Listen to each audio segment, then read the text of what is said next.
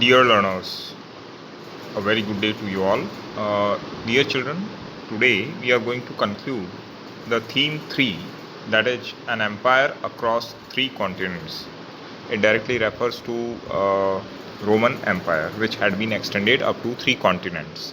Children, in today's video we would be completing the lesson. We would be including the rest of the part which we have not covered in the first 2 videos.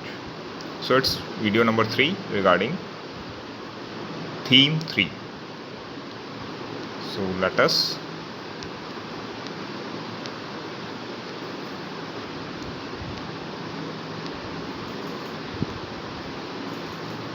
my dear children, here I am going to explain you about the sourcage. Sourcage directly indicates all the means through which we are able to know something about Roman history, something about Roman Empire. So all those means, all those sources have been categorized in 3 categories. First is archaeological, second one is literary or the written records, and third one is aerial photographs. So let us move to these. Number 1 is archaeological resources. So archaeological sources includes amphitheater, amphora, collegium, statues, aqueducts, etc. Through all these we observe the Roman type of productivity, technology, knowledge, etc. All these are clear symbols of the Roman prosperity, Roman progress, and the Roman techniques.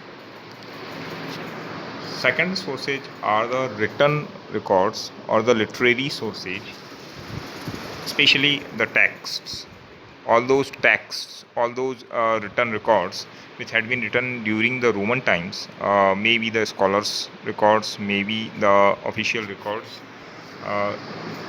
these also make us know something or other about the Roman times. Especially these includes history written by contemporary historians.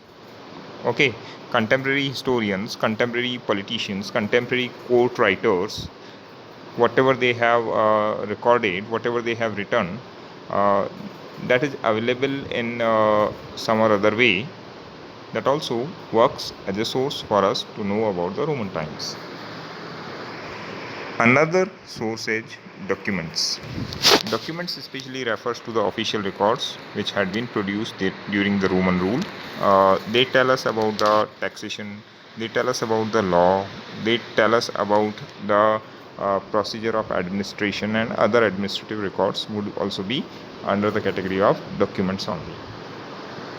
Now, the other source, the third and the last most source of the Roman times is the aerial photographs. Okay, paintings, decoratives, that would be the source of under the aerial category. Now, children, let me clear you some of the keywords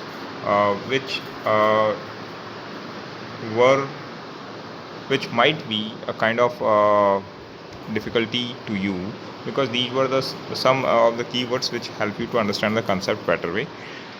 First one is the civil war. Civil war is the war. Civil war is a fight between the citizens of the same nation. For example, Hindu-Muslim riots in India, within a nation, if 2 communities are fighting, that would be referred as civil war. Okay, armed struggle for power within the country, that would be called civil war.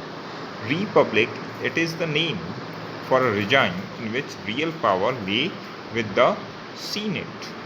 Okay, children, see, first we understand the republic in context of Roman culture. In Roman times, republic simply refers to a type of regime, a type of rule in which real power lay with the Senate. You know, Senate was the representative body of people, is it? So that Senate used to control the king even, that used to express the people's desires, people's will, isn't it? So Senate had been called the instrument to republic. Clear? Senate, I had already told you that it was a body of people's representative. Especially, it used to express the. It used to communicate the lords. It used to communicate people's will to the king. It could be considered as representative body of the public in the court. Transhumance, I had already told you that transhumance was the practice in which people used to shift from one place to another. Uh, might be they are having herd and they are worried for the fodder of the herd and all. For that, they would be shifting from one place to another, so that they could keep the herd well managed way. So the practice of shifting from one place to another, okay, herdsmen's regular annual movement between the wet place to the dry place, or from dry places to the wet place in search of fodder and food. This practice of shifting was referred as transhumance. Now, Dressel 20 or amphora, it was a kind of container, okay, which was specially made. Okay, it was made with some special purpose, and the purpose behind was to export the liquid materials like oil, especially I'm talking of olive oil, and another material is wine.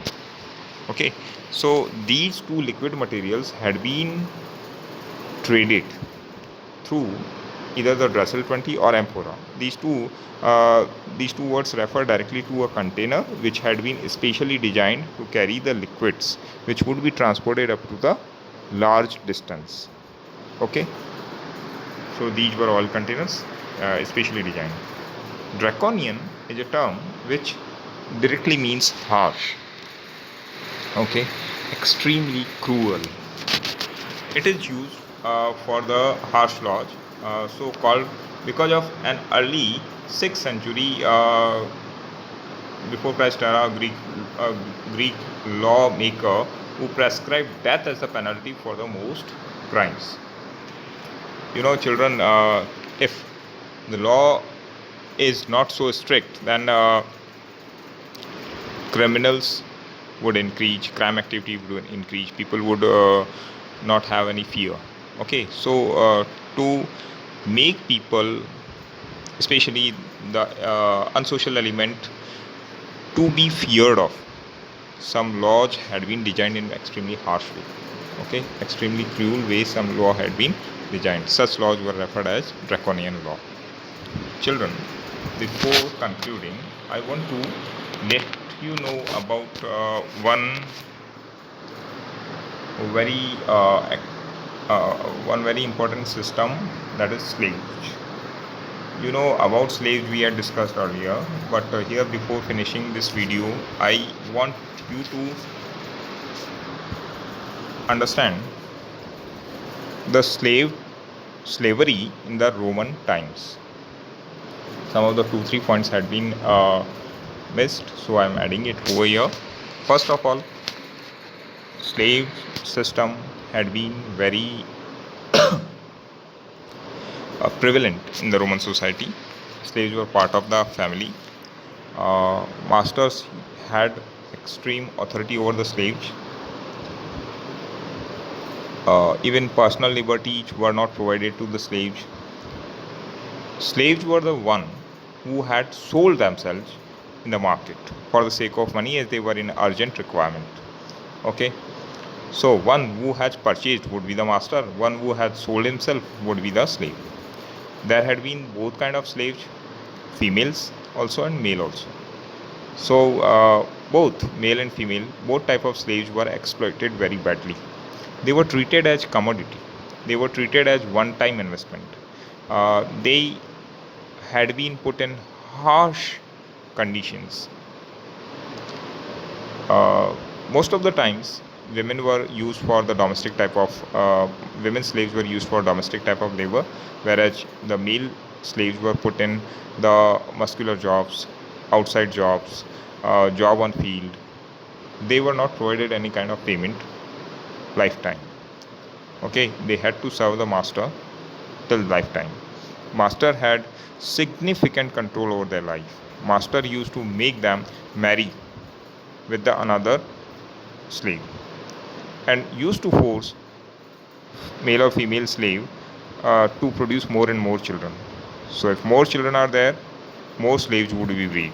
The children whose parents are slave, they too would be slave to the same master and would be serving the same master throughout the life.